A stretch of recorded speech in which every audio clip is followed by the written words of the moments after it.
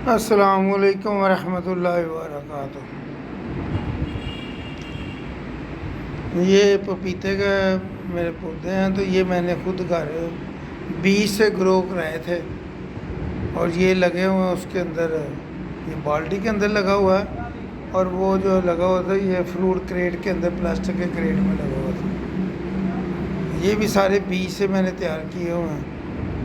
तो ये अल्हम्दुलिल्लाह इनके ऊपर अब फूल आना शुरू हो गए हैं। ये देखें,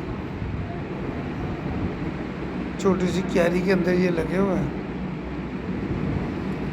तो ये भी पपीता है, पीछे आगे ये चीकू का है, पीछे इसके पपीते के हैं। और ये फीडर के ढक्कन में लगा हुआ है। ये देखें, इसकी ग्रोथ देखें कितना ज़्यादा हो गया हुआ। तो ये फीडर के ढक्कन में ये लगा हुआ है।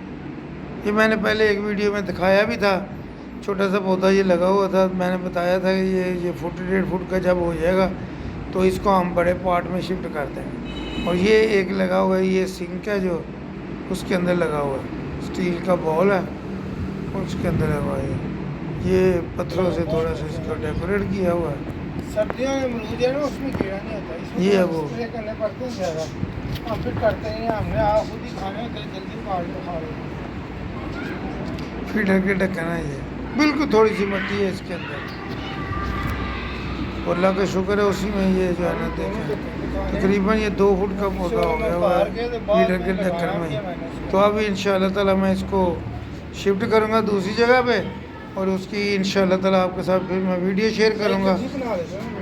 तो इंशाअल्लाह ताला फिर से अस्सलाम वालेकुम व रहमतुल्लाह।